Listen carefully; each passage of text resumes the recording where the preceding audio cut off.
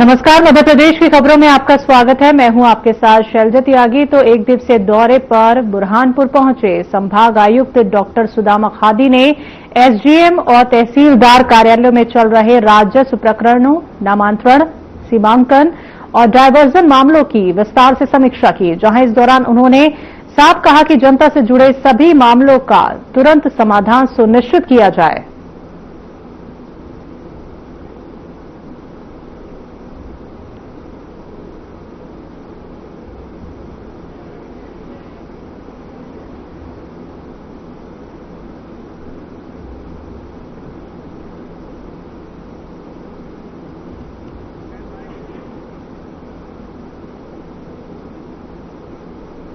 Sheopur collector अर्पित वर्मा ने श्योपुर विकासखंड के आधा दर्जन ग्रामों का आकस्मिक निरीक्षण कर स्वास्थ्य, शिक्षा, आंगनबाड़ी संचालन और प्रधानमंत्री आवास जैसी योजनाओं का जायजा लिया। तो वहीं निरीक्षण के दौरान पांडोला और मकड़ावदा के 2 एसएचओ के अनुपस्थित पाए जाने पर दोनों का 15-15 दिन का वेतन काटने के निर्देश दिए गए, जबकि आयुष्मान 70+ योजना की कम प्रगति के कारण कुहाजापुर के एसएचओ का 7 दिन का वेतन काटने के आदेश दिए गए हैं।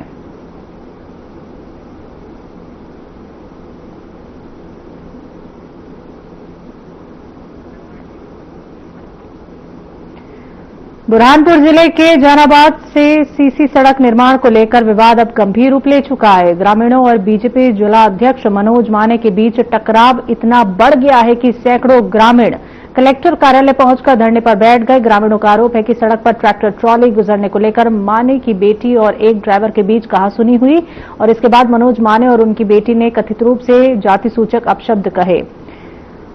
तो अब आपको बता दें कि ग्रामीण निष्पक्ष जांच और सख्त कार्रवाई की मांग पर अड़े हैं और चेतावनी दे रहे हैं कि अगर प्रशासन ने जल्द सुनवाई नहीं की तो उग्र आंदोलन करने को मजबूर होंगे।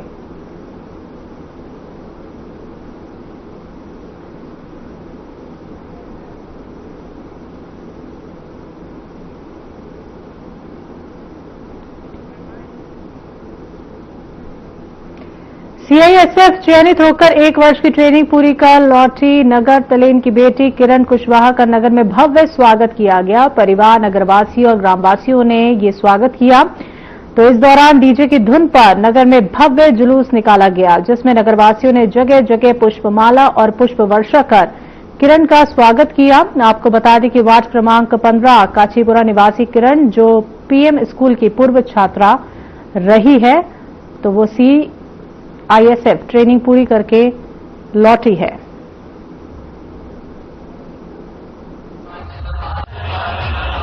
मेरे गाँव से थी अपने कन्या स्कूल की हायर सेकेंडरी स्कूल से जो पीएम स्कूल है, वहाँ से पूरी गवर्नमेंट की मैंने।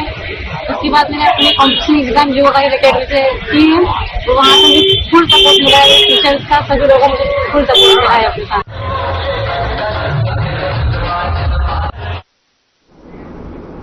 खबर बुरहानपुर जिले के मालवी टांडा गांव से है, जहां चिकनगुनिया के मामले लगातार गति से बढ़ते जा रहे हैं। हाल ही में स्वास्थ्य विभाग द्वारा भेजे गए 5 ब्लड सैंपलों में से 3 में चिकनगुनिया की पुष्टि हुई है और इससे पहले 23 मरीजों का इलाज चल रहा था। और आपको बता दें, आज मिले 2 नए मरीजों के साथ अब कुल 25 मरीजों का उपचार चल रहा है। स्वास्थ्य विभाग ने पूरे क्षेत्र में सतर्कता बढ़ा दी है। और आपको बता दें कि एपिडेमियोलॉजिस्ट रविंद्र सिंह राजपूत ने बताया कि टांडा में लार्वा सर्वे पीड़ितों का उपचार और फॉलोअप तेजी से जारी है। इसके अलावा मालवी टांडा से जुड़े हुए आसपास के मोहद, भावसा और जम्मूपनी गांव में भी बुखार के मामलों की निगरानी की जा रही है और साथ ही महाराष्ट्र और अन्य राज्यों से आए मरीजों की ट्रैवल हिस्ट्री भी देखी जा रही है, ताकि संक्रमण को फैलने से रोका जा सके। जिला प्रशासन का कहना है कि फिलहाल स्थिति नियंत्रण में है, लेकिन सतर्कता बनाए रखना जरूरी है।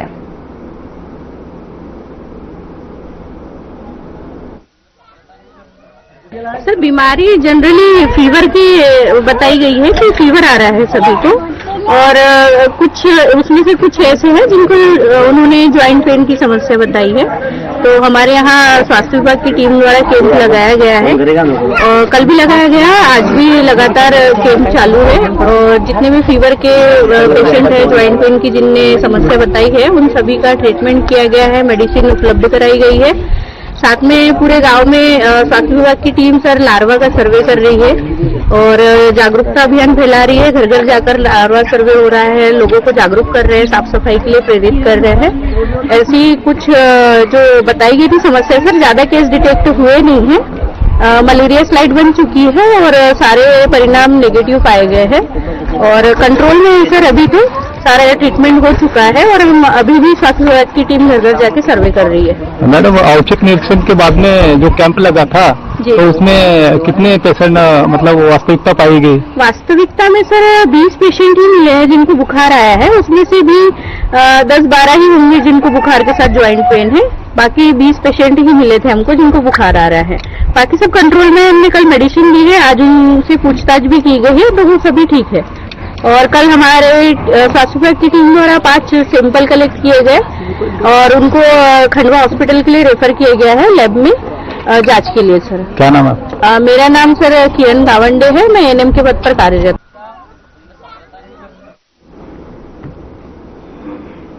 खबर बेटमा से है, जहां मीठी बावड़ी स्थित प्राचीन बालाजी मंदिर में शुक्रवार 12 दिसंबर को हनुमान अष्टमी बड़े हर्षोल्लास और भक्ति भाव के साथ मनाई गई। सुबह 7 बजे से भव्य प्रभात फेरी निकाली गई, जिसमें हनुमान महाराज नगर भ्रमण पर निकले।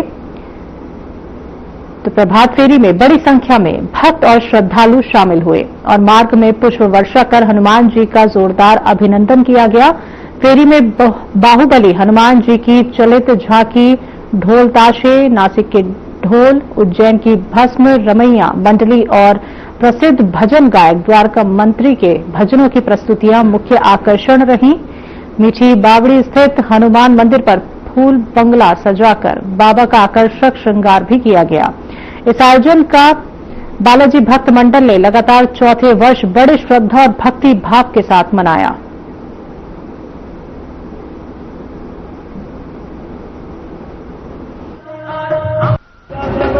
मैं धन्यवाद देना चाहूंगा क्योंकि आज भगवान स्वयं नगर के भ्रमण पे निकले थे, क्योंकि नगर की सुख शांति और रखों पे निकले थे। नगरवासियों ने भरपूर स्वागत किया तो बालाजी भक्त मंडल के सभी कार्यकर्ताओं को बधाई देता हूं मैं। और शाम को सभी भंडारे में पधारे, दाल बाफले का आनंद लें। जय जय श्याम।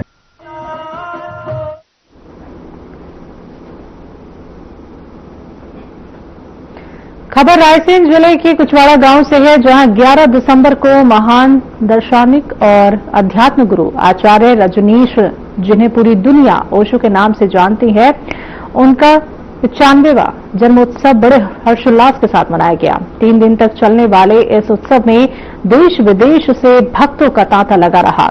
तो ओशो का जन्म इसी गांव में 1931 में हुआ था और उनका बचपन यहीं बीता था। उनके अनुयायियों ने ओशो हाउस और आश्रम को सजाकर ध्यान और श्रद्धांजलि अर्पित की। हालांकि जन्म स्थान की हालत आज भी चिंताजनक है। पुराना घर जर्जर हो चुका है, आसपास गंदगी और नालियों का पानी समस्या बना हुआ है। स्थानीय लोगों और भक्तों की कोशिशों के बावजूद आध्यात्मिक पर्यटन का सपना अभी तक अधूरा है। इस अवसर पर भक्तों ने ओशो के जीवन और उनके संदेश, जो करना चाहते हैं वो करें, इसको याद करते हुए उनका सम्मान किया।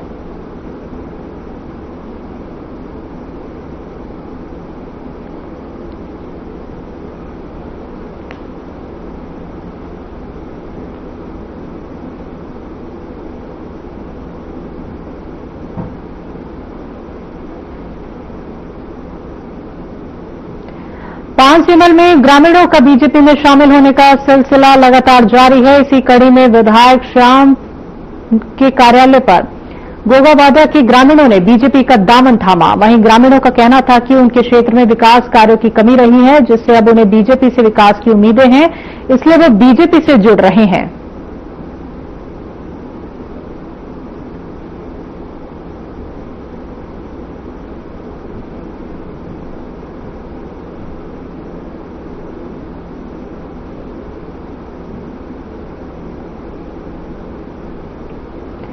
मोहन बड़ौदिया के गांव सारसी में सॉलिडरिडाद संस्था ने यूरोपीय संघ के सहयोग से पुनियोजी कृषि पर पंचायत सम्मेलन का आयोजन किया। किसानों को जैविक खेती, फसल विविधीकरण और नरवाई प्रबंधन सहित टिकाऊ कृषि पद्धतियों पर जानकारी दी गई और शपथ दिलाई गई।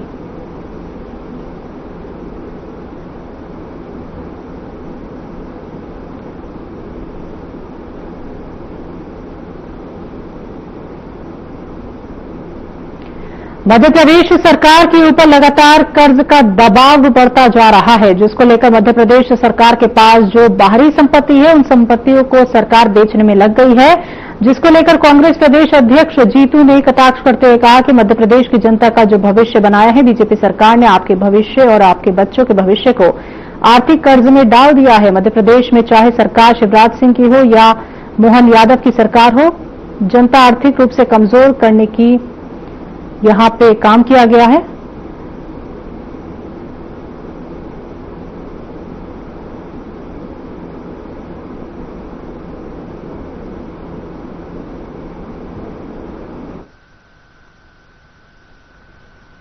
आर में सर्वविदित हुआ कि भारतीय जनता पार्टी ने, जब राहुल गांधी जी कहते थे वोट चोरी से ये सरकारें बनाते हैं, मध्य प्रदेश का भी उन्होंने उदाहरण दिया था।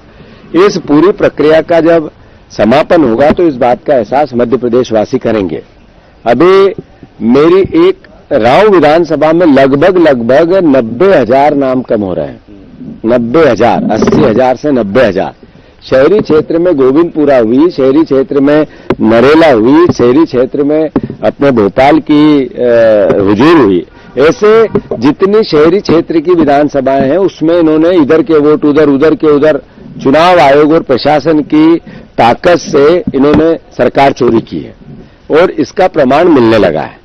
ये कल भी अमित शाह जी ने कहा है कि घुसपैठिया तय नहीं करेगा कि देश का प्रधानमंत्री और मुख्यमंत्री कौन होगा। तो मैं अमित शाह जी से कहना चाहता हूं, डबल टिबल एक वोट डालकर वोट चोर भी तय नहीं करेंगे कि देश के और प्रदेश का प्रधानमंत्री और मुख्यमंत्री कौन होगा।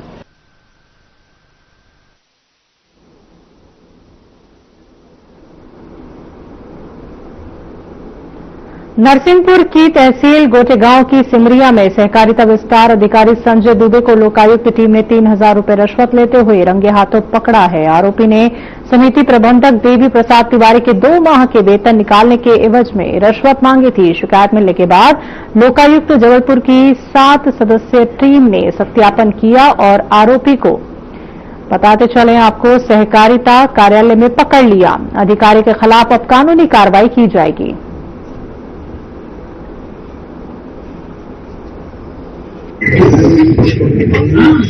दुबई से मैंने बोला कि हमें 2 महीना के वेतन नहीं निकला है, इसलिए आपका है चेक में साइन कर दीजिए, इसमें वेतन निकल आए। तो इन्होंने बोला नहीं कि उसमें क्या है, आपको 3,000 रुपया देना होगा तो हम साइन करेंगे। तो ये ठीक है, यदि आपका है यही बोल रहे हो तो हम हाथ पकड़वाएंगे, यार ले लेना पैसे। ठीक, कोई बात नहीं। हम आज कहा टीम से मिल करके आए, वो पैसे लेके वो दुबई ये मेरा कब करी हमने 8 तारीख में। देवी तिवारी है, समिति प्रबंधक सहकारिता समिति सिमरिया। इनके द्वारा आज 12/2025 को पुलिस अधीक्षक महोदय जबलपुर के समक्ष आवेदन प्रस्तुत किया गया था कि प्रशासक निरीक्षक सहकारिता निरीक्षक संजय दुबे के द्वारा माह अक्टूबर और नवंबर की समिति प्रबंधक और उनके अधीनस्थ जो कर्मचारी है उनकी सैलरी निकालने की एवज में 3,000 रुपए की रिश्वत की मांग की गई है, जिसका सत्यापन निरीक्षक राहुल गजबिया के द्वारा किया गया। सत्यापन के बाद आज दिनांक को 3,000 रुपए की रिश्वत लेते हुए संजय दुबे को रंगे हाथ पकड़ा गया। कितनी कार्रवाई हुई है, कितने के नोट के मैंने रंगे हाथ पकड़े गए? कार्रवाई तो अभी चालू है। नोट कितने के 3,000 रुपए, 500 नोट, 200 नोट, 500 के नोट। मध्य प्रदेश की खबरों में वक्त एक छोटे से ब्रेक का।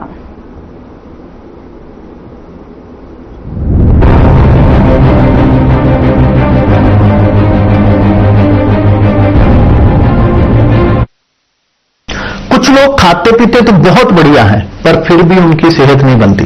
पिचके हुए गाल हैं, हड्डियां निकली हुई हैं, पैंटें ढीली हैं, कपड़े जचते नहीं, कोई पर्सनैलिटी नहीं। ऐसे लगता है इधर से खाए जा रहे हैं, उधर से निकले जा रहा है, क्योंकि उनका पाचन तंत्र खराब है। और जब तक के पाचन तंत्र दुरुस्त नहीं होगा, वो जितना मर्जी अच्छे से अच्छा खा ले, उनकी सेहत नहीं बन सकती। इसलिए हमारी संस्था सन्यासी आयुर्वेदा ने एक ऐसी दवा का निर्माण किया है जो कि आपके लिवर को, आपके पाचन तंत्र को दुरुस्त करने का काम करती है, ताकि आप जो भी खाएं उसका पूरे का पूरा निचोड़ आपके शरीर को लगे, आपकी भूख बढ़े, खाया पिया सही से लगे, नया खून बने, हड्डियों में जान आए, वजन बढ़े और आप मोटे तगड़े खूबसूरत पर्सनैलिटी के मालिक बन जाएं। सिर्फ 655 रुपए की पूरे 1 महीने की दवा होती है और आप इसे घर बैठे 01145454545 पर फोन करके दवा मंगवा सकते हैं।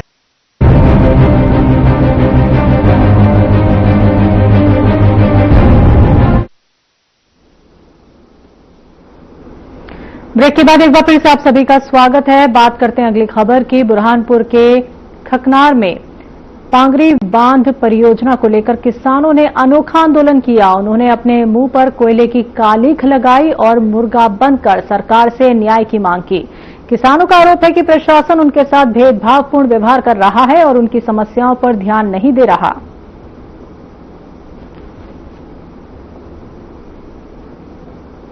हमको उचित मुआवजा मिलना चाहिए। हम तो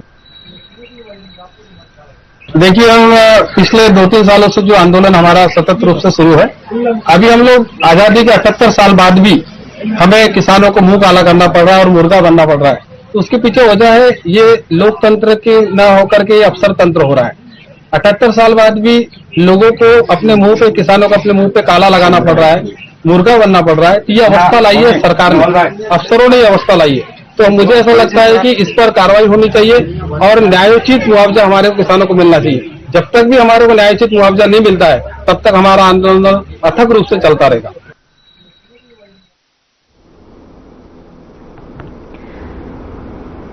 कनाडिया में बन रहे 50 बिस्तरीय सिविल अस्पताल का जल संसाधन मंत्री तुलसीराम सिलावट ने निरीक्षण किया। इस दौरान मंत्री सिलावट ने अस्पताल के निर्माण कार्यों में चल रही कमियों को लेकर संबंधित अधिकारियों के साथ बैठक की और शीघ्र पूर्ण करने के निर्देश दिए। तुलसीराम सिलावट ने सुरक्षा संबंधित कार्यों पर चर्चा की। इसके अलावा मंत्री ने सीसीटीवी कैमरा लगाने और अस्पताल परिसर पर अवैध कब्जों को हटाने की भी बात कही। जल संसाधन मंत्री ने सिविल अस्पताल के निर्माण में हो रही देरी पर नाराजगी जताते हुए अधिकारियों को कार्य जल्दी पूरा करने का निर्देश भी दिया।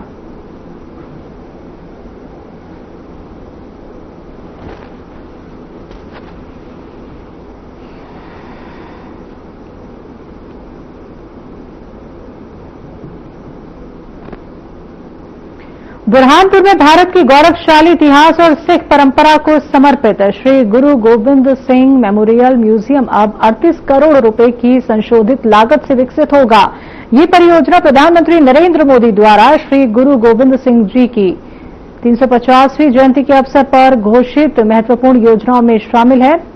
विधायक एवं पूर्व कैबिनेट मंत्री अर्चना चिटनिस ने निर्माण स्थल का निरीक्षण किया और संस्कृति मंत्रालय, पर्यटन निगम और उप यंत्री के साथ दिशा निर्देश दिए। पुरातत्व विभाग ने नया प्रस्ताव शासन को भेजा है। ताजा टेंडर प्रक्रिया पूरी होने के बाद नई निर्माण एजेंसी अगले 1 माह में कार्य शुरू करेगी।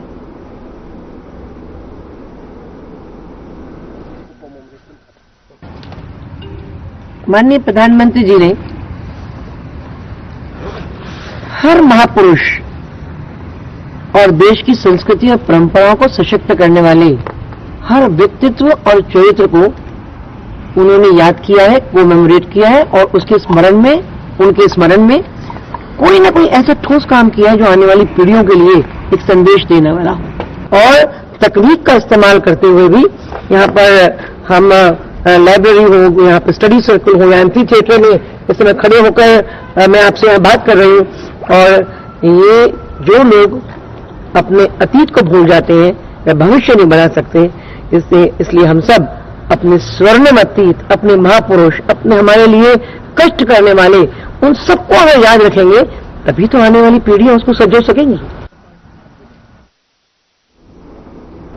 खबर विदिशा से है, जहां सिविल लाइन पुलिस ने साई औरा कॉलोनी में हुई बड़ी चोरी की वारदात को पर्दाफाश कर दिया है। खटीक परिवार पूजा के लिए अपने पुराने घर गया हुआ था। इसी दौरान घर खाली पाकर चोरों ने ताला तोड़कर चोरी की घटना को अंजाम दिया। पुलिस अधीक्षक रोहित काशवानी के निर्देशन में गठित टीम ने जांच में 180 सीसीटीवी कैमरों की फुटेज देखी और 130 से अधिक लोगों से पूछताछ की और तकनीकी साक्ष्यों व फिंगरप्रिंट की मदद से आरोपियों की पहचान की। पुलिस ने रायसेन जिले के कुलगांव निवासी ओम प्रकाश पारधी और उसके साथी नारायण को गिरफ्तार किया। दोनों के कब्जे से 15 तोला सोना और करीब 4 किलो चांदी बरामद की गई है, जिसकी कुल कीमत लगभग 20 लाख रुपए है। दोनों को न्यायालय में पेश कर जेल भेज दिया गया है।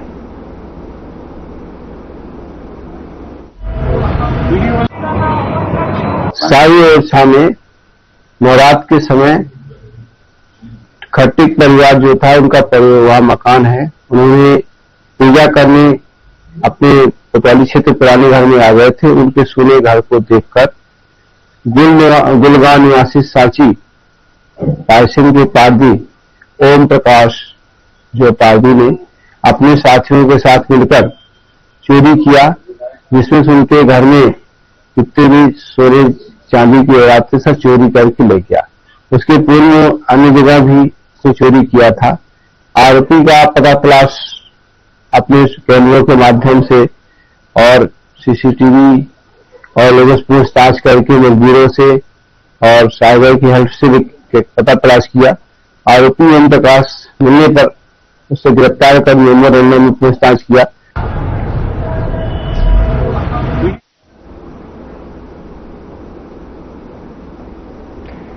मध्य प्रदेश की खबरों में अभी के लिए इतना ही। मुझे दीजिए इजाजत। नमस्कार।